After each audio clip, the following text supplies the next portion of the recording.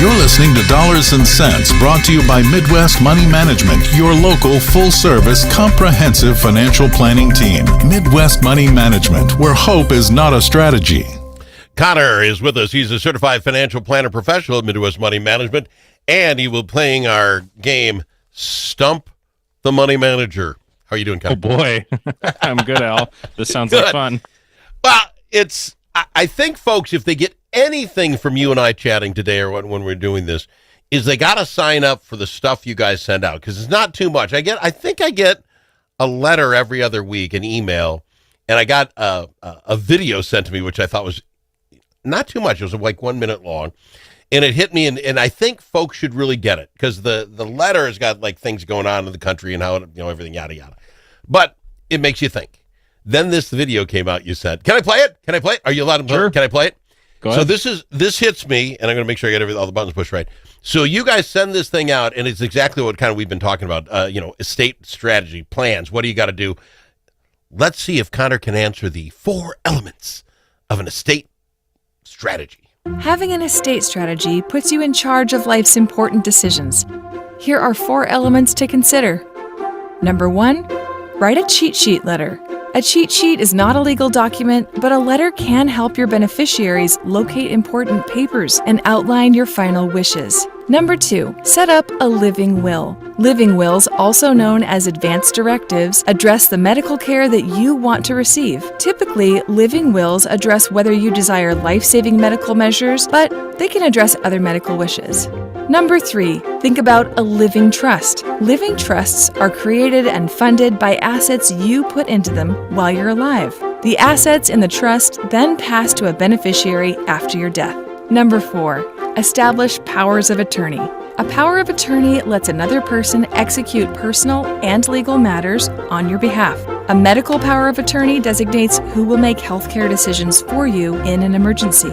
Preparing your estate is part of a sound financial strategy. If it's been a while since you've looked at your estate strategy or had a life change, like a marriage or divorce, it may be time for a review. So I get this, and well done, by the way. Nicely done. The audio sounded great. Yeah, and for folks, I'm sharing my screen, so I think everybody can see that if they wanted to join us on the video, if you watch the video later. But voice sounds great. But when I was listening to it, first it makes me think of a few things that I might need to get done. But secondly, it's like, wait a minute, does that stuff fall under Midwest Money Management's purview? If I want to get a living will, you don't do that, but you must be able to know a guy. Yeah, so it does and it doesn't, right? So when we talk about we're comprehensive, meaning we help clients with almost anything that has to do with their lives from a financial standpoint. That does include things like estate planning. Now, again, the caveat, similar to taxes, right? We do tax planning. We don't do taxes. We don't give tax advice, but we do planning as it relates to your financial plan. So how does estate planning relate to your financial plan? Estate planning is kind of a buzzword that gets thrown around a lot. It kind of really more or less boils down to, are you prepared, or do you have a plan for what happens for your stuff after you pass away? In the case of several of the things we're talking about now, it's in preparation for tough times, even before you maybe pass away. Things like, hey, do you have a cheat sheet where we can direct your friends and family or your spouse or your kids to actually get into, this account or get into your Facebook or get into those different things? These are kind of some of the little tidbits that we might go, hey, you said you have a will, and that's kind of table stakes as it relates to an estate plan, but it doesn't end there. It's more complicated than that. Things like a power of attorney. Let's bust down the cheat sheet if we can, Quirks. My wife and I have discussed this a little bit. I have, if I died tomorrow, hon, call these 3 folks, let them know Al won't be on the air tomorrow. There's that. And the other day we're chatting, and she said straight up, what's the super secret code to get into the bank, our app? And I realized I'd never told her. It wasn't written down somewhere. And I'm thinking, wow, that would have put her in a bad spot. So you're talking like all your codes. If you're going to, your Facebook page, if you don't want to lose that, or your X or whatever, you got to give that all up. Yeah, the Or, stuff you know, that's important, right? Obviously, there is a security piece, and you got to be careful about storing passwords for anything, anywhere. But yeah, I mean, imagine your spouse passes away, and you're dealing with the finances, and you're settling beneficiaries, and you're doing all this, and you're dealing with a funeral, and obviously the sadness of losing your spouse, and then you can't get into the Facebook, or you can't get into the credit card because husband or wife always paid the bill, and you just don't even know the password, and now you got to wait weeks, to get death certificates to prove that this person has actually passed away. And, it's possible, but it just creates a headache. And so what are ways, and this is part of a comprehensive financial plan, or certainly an estate plan if you're working with an attorney, how do we make life easier in those really tough moments? That's really what it boils down to. Do they have those on the internet? Would there be like a death? Maybe you guys could come up with it. Death cheat sheet, things you should think about that you should have written down over here. Because you're talking about the Verizon account. My kid got a phone and couldn't get it until the wife gave up the super secret code that she invented. I didn't know what it was. Yep. If she passed tomorrow, I couldn't change my Verizon account in any way because I can't get in. Boy, you got me thinking. Cheat sheet. Brilliant idea. That's actually kind of the cool, a little bit scary, but cool thing about estate planning. I just had lunch with an attorney yesterday that we work with. When we refer someone, say, hey, looks like you might need a trust or you might need a will. We don't do that because we don't give legal advice, but we're going to give you to an attorney that we know takes really good care of our clients. And we're going to work directly with them. So an interesting thing, we'll talk about the living trust or trust in a minute too. There's more to it than just, hey, I have a will. Okay, well, have you looked at it recently? Guess what? Life changes. You wrote a will when you had your kid, and now they're 32 and you haven't touched it. My guess is if you reread that, things have changed. So the interesting thing about estate planning, and probably many areas in planning, but especially that, it's like every time I talk to somebody about it, they go, oh, I'm a little scared. I might need to go look at that, which is a good, it's good. At least you're thinking about it. You're having that thought, that feeling. You're motivated to go check into things before your spouse is dealing with it after you've passed. Let's go down this living will then. This is the thing where everybody thinks about it as soon as they get the cancer call or something, right? Oh, I better get it. Yeah. So that's a little late, isn't it? I mean, there's a little bit. There's a variety of things that would kind of fall into this bucket. Living will is one of them. They called it an advance directive, medical directive, medical power of attorney, these different things. Basically, it's, hey, it's tough for a hospital to make decisions on your behalf if you have not designated someone to do that. So, you get into a car accident, you know, I don't know, fall out of the tree, break your leg, you're unconscious, you're in a coma. Who's making the decision if you're getting a feeding tube? Who's making the decision if you're on life support forever?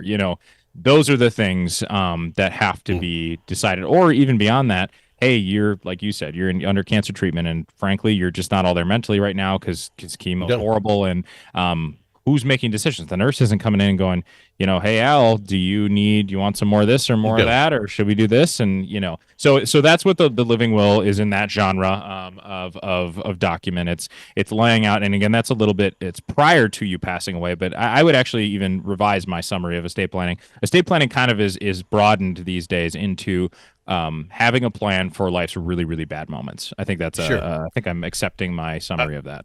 All right, I'm good with that. I want to get the last two, living trust, because that was something interesting to me on that video as well that struck a chord. And the power of attorney, let's talk those. Can we talk those two and all this on the other side of the break? I don't know what you want to talk about today, but I saw the video and was like, yeah, I love this. We're going to talk with Connor some more. He's with Midwest Money Management on the Al Travis Show. Achieving your financial goals requires individual planning and a comprehensive approach. At Midwest Money Management, our mission is to provide you with the knowledge, tools, and confidence to feel comfortable financially today and secure about tomorrow. Learn more at MidwestMoneyManagement.com. That's MidwestMoneyManagement.com. Securities offered through JW Cole Financial Inc., member FINRA and SIPC. Advisory services offered through JW Cole Advisors Inc. Midwest Money Management and JW Cole Financial Inc. and JW Cole Advisors Inc. are unaffiliated entities. Think about it. A famous politician once said, "You're entitled to your opinion, but you are not entitled to your own facts." But in a world full of AI and fake news, where can Minnesotans find the facts? Center of the American Experiment is Minnesota's go-to source for fact-based analysis and common sense solutions for taxes, energy, public safety, and our kids' education. Visit AmericanExperiment.org for more information. Think About It is brought to you by Center of the American Experiment, Minnesota's think tank.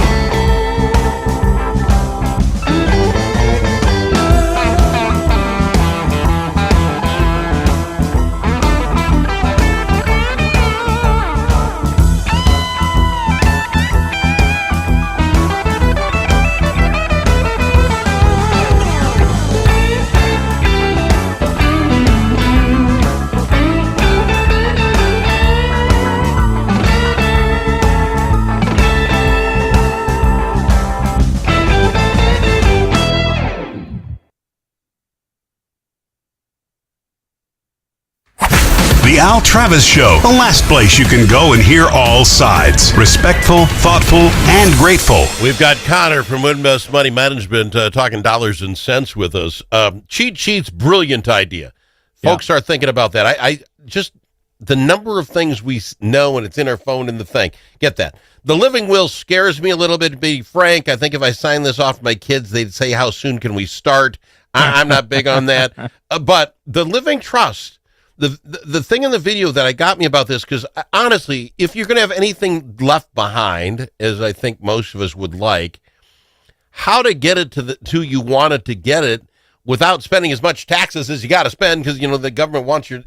Is this the way around that you start putting stuff in while you're alive? Well, thanks. So yeah, good question. And don't let me forget, I got an extra little tidbit for you, another tip for the estate planning that's a little outside the norm. So, but don't let me forget. Living trust. This is a complicated topic. There are a lot of different kinds of trusts, and folks hanging out around the bonfire, around the water cooler. Probably once a month, we get someone in here and goes, hey, I heard we need a trust. What's the deal? A living trust, also called sometimes a revocable trust, is one of kind of, I would say, two big buckets of trusts, okay? Yeah. There's a bunch of different things and complications with this, but on its face, revocable trust is not necessarily going to save any sort of taxes, estate taxes. 90-something% of people, maybe not quite that high, but a lot of people have no estate tax implications in their lifetime. Okay. That is just because they don't have enough money, right? You just don't make it. Basically in Minnesota, if your estate is over $3 million, you may have estate tax implications, or you probably will if you don't do some planning. Federally, it's like $19 million. The reality is most people don't run into it, but it is a fair thing to be worried about. The other thing that I would just caution is, and we have this guy just had this conversation with the attorney I mentioned, who is just awesome, by the way. Not everyone needs a trust, and there are sometimes attorneys that want to sell a trust, because the reality is trusts can cost thousands and thousands of dollars to set up. And most people, I shouldn't say most, it depends on circumstance, but many people don't need that. Generally speaking, something like a living or revocable trust, really the reason you'd set that up is to put assets in there and then essentially control those assets after you've died.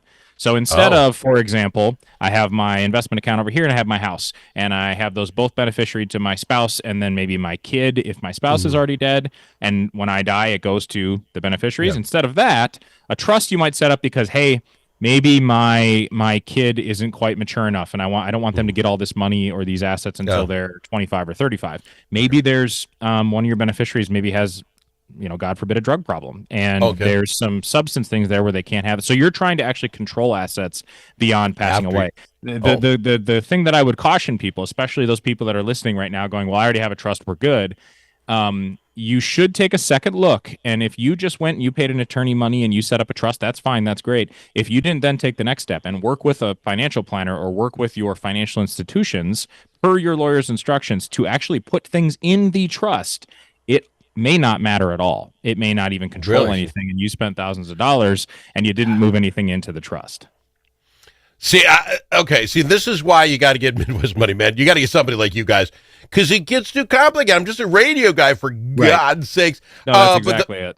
The power of attorney thing, that's back to, I don't know, you got to do this on your deathbed, right? Because if I signed over my power of attorney to my kid now, I believe I couldn't get $20 out of the ATM next week. He would. Power of attorney is a cool one. Again, not legal advice. You can consult an attorney if you'd like. There is a simple, what is it called, short form or simple form power of attorney on the state of Minnesota website. It literally, a power of attorney gives legal authority over essentially financial matters. You can limit them. There's a bunch of check boxes. No, they can't do this. They can't do this. They can't gift money to themselves, things like that. It stops once you pass away. So it's not like, hey, I'm power of attorney and now I signed it to Junior, and now that they're dead, I control dad's stuff. Really, at its base, it's for, hey, mom or dad are getting older. They don't really manage stuff as much. I'm taking care of things on their behalf. A couple of cool ways that power of attorneys can be used that is very much kind of missed. Kids going to college. You'd be amazed once your kid turns 18 and they leave the house and they break their leg or twist their ankle playing pond hockey or intramural basketball, and you can't get information from the hospital. You can't even necessarily, as a parent, get information from the school, even if you're paying the bill for the school, because they are adults. You have no legal right. There isn't the power of attorney is not a silver bullet for that, but there is actually, and this attorney that I keep talking about has an actual packet for parents to kind of set up the necessary things to try and. The last thing you want is Junior busted his leg. He's at the hospital. You get some text that doesn't make sense because it's a college kid, and now you can't even get information. So there's a lot of ways where a power of attorney is interesting. That's one that costs no money essentially, and you can set that up on your own if you wanted to. And all these should work together, I presume. What's your other one? All part of a plan. Oh, yeah, no. So we talked about the cheat sheet, the living will, the living trust. Talked about the power of attorney, and that's even a multiple. The last one I would say that some people miss is have a meeting with your family. So if you're grandma and grandpa and you've got your will set up, you got your trust set up, you got the cabin, and you get all the things, the thing that people miss, and I will tell you that the thing that I think most professionals in our industry would tell you is that blows up an estate plan, even if it's executed flawlessly and does exactly what grandma and grandpa put into paper. The kids or the grandkids or whoever's inheriting that money get into fights over little dollar amounts because they knew what mom or dad really wanted. It is a lot tougher to communicate, even if it's fully legally, binding and the things happen the way you want it. It doesn't take that much to sit the kids in a room, have a Zoom call, have a phone call, and say, hey, let's talk through our estate stuff so that you all hear from our mouths before we're gone, and so that there's no, and not that there can't be any, but I think that that's probably the number one sort of hidden trick, if you will, to making sure that the family doesn't fall apart when mom or dad pass away because they did or didn't interpret things the way that mom and dad wanted them. I don't know what you wanted to talk about today, but I saw that video, and I'll tell you what, folks that are listening, you've got to get a hold of Midwest Money Management, their guy, and go through this 4-step program, because it should all, I presume, be cohesive. Again, have the meeting. I guess you have 5 things now. Tell the gal to put that on her video. How does someone get a hold of you, Connor, if they said, you know what, we can start from scratch here. Let's see what we got, what we get. How do they contact you? What do they do? Yeah, you can email me, Connor, at MidwestMoneyManagement.com. You can go on our website, MidwestMoneyManagement.com, or you can give us a call, 651-204-3000. And we'd be happy to just chat and let you know what we see, in your situation, if there's anything you need to work on. Well, I didn't actually stump Connor, the money management.